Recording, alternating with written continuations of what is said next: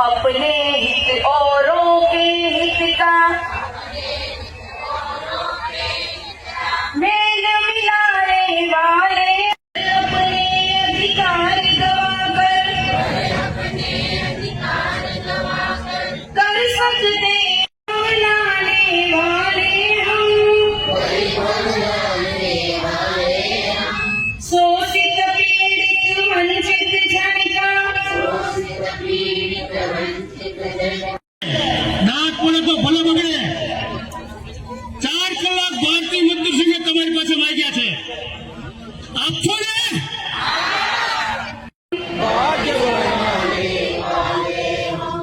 मानवता के लिए उषा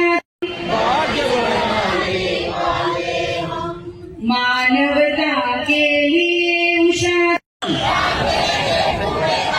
जो जुल्म की टक्कर से कौन बनाता हिंदुस्तान, कौन बनाता? હું સૂત્રોચ્ચાર માટે શ્રી નાના ગિરધરભાઈ પાટીલને વિનંતી કરીશ કે તેઓ અહીંયા આવી અને શ્રમિકોને સૂત્રોચ્ચાર કરાવશે. ત્યાં સુધી પાછળ ઉભેલા જે ભાઈઓ અને બહેનો છે એમને મારી નમ્ર વિનંતી કે તેઓ ઝડપથી પોતાનું સ્થાન ગ્રહણ કરી લે. हम भारत की नारी है, हम भारत की नारी है, हम भारत की नारी है. माता की, भारत माता की. बीएमएससी क्या पहचान?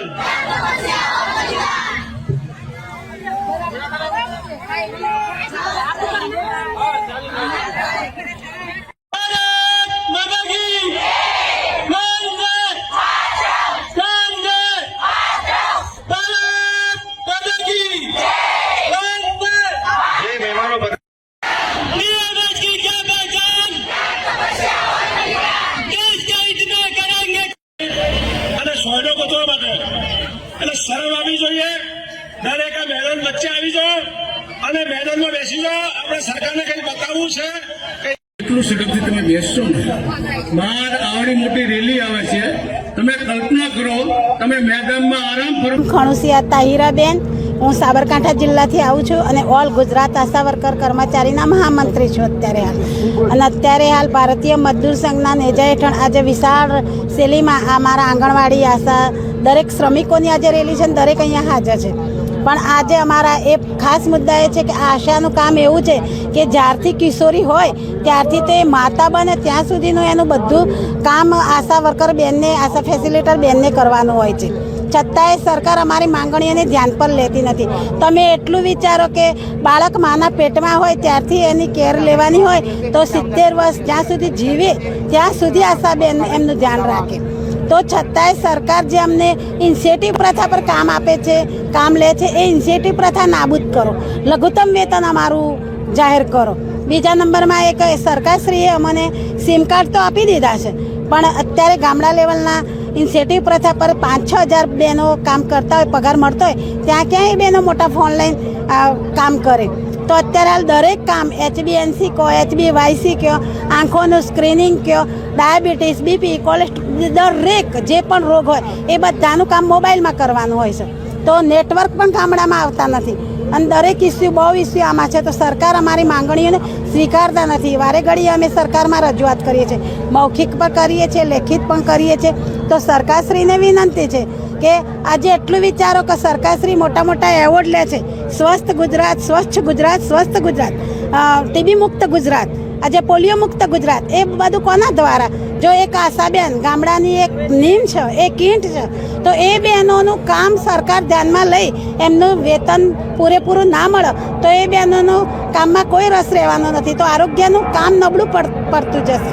એટલે આ સરકારશ્રીને એ જ વિનંતી છે કે અમારી માંગણીઓ સ્વીકારે. આજે એક બાજુમાં કોઈ માણસ ઉધરસ ખાતો હોય તો આપણને એમનાથી ચીડ ચડે છે કે ભાઈ ઉધરસ આવે છે એનાથી આગારો. તો મારી આશા બેન કે આશા ફેસિલિટર બેન ગામડાના છેવાડાના ઘરે જઈ કોઈ ટીબી એ ખાસતું હોય તો એને સ્પ્યુટમની ડબ્બી આપે અને એનું ગળફો લે અને પછી એનું પરીક્ષણ માટે મોકલે. તો સરકાર કેમ આ બહેનોનું કામ જોતી નથી? સરકાર કેમ વિચારતી નથી કે આ બહેનો આટલા ડીપમાં કામ કરે છે? કોરોના કાળમાં કોરોનાના મહામારીમાં બધા જ એમના પેલામાં ગયા હતા, બેસી રહ્યા હતા, તો છતાંય એ બહેનોએ કામ કર્યું, તો છતાંય સરકારે એની નોંધ ના લીધી. તો અમારું સમાન કામ, સમાન વેતન, લઘુત્તમ વેતન જાહેર કરો. શું નામ તમારું? મારું નામ ચાઉ ભાવિકાબેન બી. ભારતીય આંગણવાડી કર્મચારી મહાસંઘમાં ગુજરાત પ્રદેશ મહામંત્રી તરીકેની જવાબદારી છે અને ભારતીય મજદૂર સંઘના નેજા હેઠળ આજે અમે આ અમારી રેલી અને જાહેર સભાનું આયોજન જે કર્યું છે એમાં ગુજરાતભરમાંથી 33 જિલ્લાઓના તાલુકાઓથી લઈ અને જિલ્લા લેવલોની તમામ બહેનો આજે અહીંયા આપ જોઈ શકો છો કે ખૂબ વિશાળ સંખ્યામાં ઉપસ્થિત છે. શું મુદ્દા છે તેને લઈને, તમારી માંગણીઓને લઈને તમે શું કહેવા માંગો? ખાસ અમારી માંગણીઓ અત્યારે આપ અહીંયા પણ જોઈ શકો છો અને ઘણી જગ્યાએ આપ જોઈ શકો છો કે આ સરકાર સાથે અમે 4 વર્ષથી સતત બેઠકો કરીએ છીએ, ચાહે રૂબરૂ હોય, ચાહે મૌખિક હોય કે ચાહે લેખિત હોય. આ સરકાર માત્ર સાંત્વના જ આપવામાં માને છે, બાકી વાસ્તવિકતા કંઈક અલગ છે.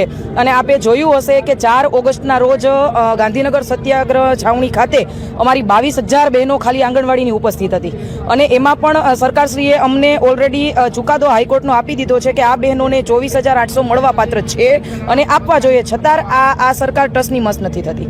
એટલે હાઈકોર્ટનો ચુકાદો હોય, ચાહે મોબાઈલ હોય, અને આપે જોયું હશે કે 30/10ના રોજ તમામ જિલ્લાઓમાંથી સિમ કાર્ડ માટેનું અમે એક અભિયાન શરૂ કર્યું હતું, જે અમારું આજની કયા મુદ્દા છે, કેટલા મુદ્દા છે, મેઇન મુદ્દા કયા? બિલકુલ મેઇન મુદ્દાને તમને આપને વાત કરું તો સ્કીમ વર્કરો, પરિવહન. સ્કીમ વર્કરોમાં આંગણવાડી, આશા વર્કર અને હેલ્થના વર્કરો આવે છે. આંગણવાડીનો નામદાર હાઈકોર્ટે આપણે જોઈએ છે ચુકાદો પણ આપ્યો છે, ન્યાયપાલિકાને પણ મહોર લાગી ચૂકી છે. ત્યારે એમને કાયમી કર્મચારી ગણવાનું સરકાર સમક્ષ વારંવાર રજૂઆત કરી, છતાં પણ એમાં નજરઅંદાજ કર્યું છે. એ સિવાય આંગણવાડી બહેનોના મોબાઈલના ઇસ્યુ છે. મધ્યાહન ભોજનની વાત કરું તો આ યોજનામાં 1984 યોજના ચાલુ છે. 1 લાખ કર્મચારીઓ રસોઈ અને હેલ્પ પર કામ કરે છે. સરકારે માત્ર 100-200માં એમની પાસે કામ કરાવ્યું, પરંતુ હવે ખાનગી સંસ્થાઓને આપવા માટેની પેરવી થઈ રહી છે. 72 તાલુકામાં આપી ચૂક્યા છે. ભયંકર રોજગારીનો પ્રશ્ન 96,000 વિધવાને ચકતા બહેનો માટે ઊભો થયો છે. સામાજિક સમરસતાનું સૌથી મોટું પ્રતીક મધ્યાહન ભોજન છે. એ રીતે આશા વર્કરો તમે જો જમીન ઉપર, આ 3 સ્કીમ વર્કરો સરકારના જમીન લેવલના છેવાડાના સોર્સ છે અને સૌથી શોષિત અને પીડિત છે. એમનો અવાજ છે. એ છે પરિવહનના પ્રશ્ન છે, જીએસએફના પ્રશ્ન છે, જીઆઈડીસીના પ્રશ્ન છે, જીએમડીસીના પ્રશ્ન છે, નગરપાલિકાનો પ્રશ્ન છે. અને ખાસ કરીને તમે આપ જોયું છે તો ફિક્સ પેનો મુદ્દો ખૂબ હાઇલાઇટ થયો છે. અમને આનંદ છે કે ફિક્સ પેનું 1 લાખ કર્મચારીઓનું સંગઠન છે. ગઈકાલે એમને પણ ટેકો જાહેર કર્યો અને હજારો ફિક્સ પેના કર્મચારીઓ એમને મર્યાદા સાથે અહીં ઉપસ્થિત રહેવાના છે. ત્યારે રિમોવ ફિક્સ પેનો પ્રશ્ન છે, પેન્શનનો ઇસ્યુ છે, ઈએસઆઈ છે, એ સંસ્થા છે. અમારી પાસે બોર્ડ નિગમના બધા સંગઠનો છે, એમના પણ પ્રશ્નો છે. અમારી સાથે એસટીના પણ, પરિવહનના પણ આગેવાનો છે, આશા વર્કરના મહામંત્રી છે, આંગણવાડીના મહામંત્રી છે. આ તમામ સંગઠનો આજે ઉપસ્થિત થઈને વેદના વ્યક્ત કરશે અને સરકારને આવેદનપત્રનું અમે વિચાર્યું છે. પરિપત્ર સરકારે જાહેર કરેલો, જે ટાઈમિંગનો સવારે 8 થી 12. હા બિલકુલ. સૌથી મહત્વનો મુદ્દો આપને આનંદ છે કે મીડિયા પણ આનું નોંધ લે છે. ભારતીય મજદૂર સંઘને સૌથી પહેલાં ગુજરાત સરકારે જે નોટિફિકેશન અને ત્યારબાદ કાયદાને સ્વરૂપ આપ્યું 8 થી 12 કલાક, ભારતીય મજદૂર સંઘે સખત વિરોધ કર્યો. અમારી માગણી હતી કે આવડું મોટું વિશ્વનું ભારતીય મજદૂર સંઘનું અસ્તિત્વ છે ગુજરાતમાં, તમે વિશ્વાસમાં પણ લેવાનું ના ઈચ્છ્યું. સરકારે સંવાદ કર્યો તો એમાં ચોક્કસ રસ્તો નીકળે. હું રાજેન્દ્રસિંહ બી ચુડાસમા. આજે જે મજદૂર સંઘની રેલી અને સભા રાખી છે, શું કહેવા માગશો? બિલકુલ આપ જોઈ રહ્યા છો કે ધીરે ધીરે મેદાન સંપૂર્ણપણે ભરાઈ રહ્યું છે. ભારતીય મજદૂર સંઘના આદ્ય સ્થાપક શ્રીમાન શ્રદ્ધી દંતોપંત થેગડીજી શ્રમિક સંગઠનના સૌથી મોટા અને આ ભારતીય મજદૂર સંઘના સ્થાપક છે. આજે એમને 106મી જન્મ જયંતિ છે. આનાથી મોટી સ્મરણાંજલિ અને શ્રદ્ધાંજલિ બીજી કઈ હોઈ શકે? આજે ભારતીય મજદૂર સંઘ ગુજરાતમાં 161 સંગઠનો, જેમ કે આંગણવાડી, આશા વર્કર, પરિવહન, નગરપાલિકા, જીએસએફ, જીએમડીસી સહિતના મહાસંઘો સહિતના નાના મોટા પ્રાઇવેટ સેક્ટર, સિમેન્ટ સહિતના ઉદ્યોગો સાથે કામ કરે છે. ભારતીય મજદૂર સંઘે આ બધા સંગઠનોની સરકાર સાથે છેલ્લા 3 વર્ષથી સતત એમની માગણીઓ વ્યક્ત કરી, પરંતુ જોઈએ એવો પ્રતિસાદ ન મળ્યો. અંતે ભારતીય મજદૂર સંઘે શ્રીમાન દંતોબેન થેંગડીજીને શ્રદ્ધાંજલિ આપવાના માધ્યમ બનાવી અને 161 સંગઠનો, 14 મહાસંગઠનો સાથે અંદાજે 1 થી 1.5 લાખ જેટલા શ્રમિકો આજે આ મેદાનમાં ઉમટી પડવાના છે. ત્યારે માત્ર વેદના જ નહીં, ભારતીય મજદૂર સંઘ હંમેશા સંવાદમાં માને છે, પણ જ્યારે શ્રમિકોની વેદના પરાકાષ્ઠા થાય ત્યારે ભારતીય મજદૂર સંઘ હંમેશા મેદાનમાં ઉતરે છે. સંવાદ કરીને અમે ભારતીય મજદૂર સંઘ થાકી ગયા ત્યારે ભારતીય મજદૂર સંઘના પ્રદેશ અધ્યક્ષ શ્રીમાન જગદીશભાઈ મજુમદાર અને ગિરીશભાઈ પટેલ દ્વારા આજે આ કાર્યક્રમનું આયોજન કર્યું છે.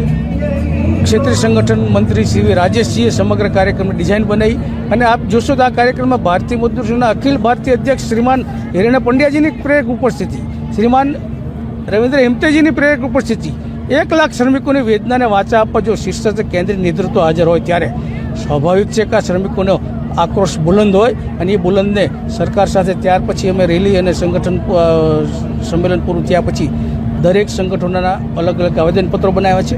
માનનીય મુખ્યમંત્રીશ્રી સહિત અને દરેક વિભાગોના મંત્રીશ્રીને આવેદનપત્ર આપવામાં આવે છે. તેમ છતાં એ પણ ભારતીય મજદૂરોનો દ્રઢ નિર્ધાર છે કે હવે આટલી રેલી છતાં પણ કઈ આક્રોશ રેલી દર્શાવ્યા છતાં પણ